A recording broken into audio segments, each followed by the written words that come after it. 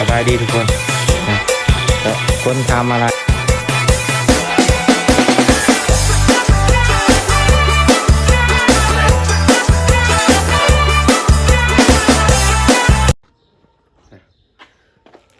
สบายดีเนาะสำหรับ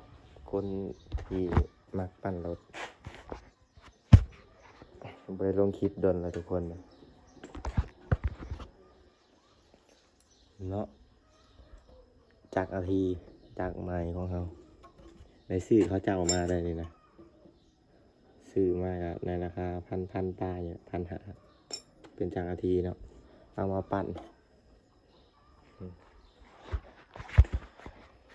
คันเก่าของเขาก็ยังอยู่ยังไม่ได้เซาแต่งเลยทุกคน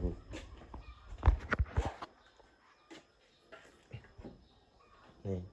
จอดยาวเลยแหละไทยนาคันนี้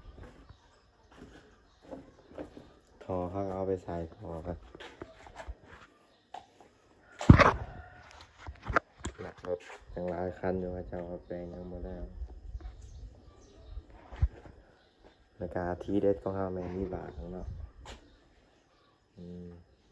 กำลังปั้นใหม่ทุกคนฝากติดตามไว้ด้วยบ่ได้ลงซ่องแต่โดนนะซ่องเก่าของเขาก็แม่นเขาบ่ได้เลยเนาะซ่องตัวนะฝากติดตามเลยทุกคน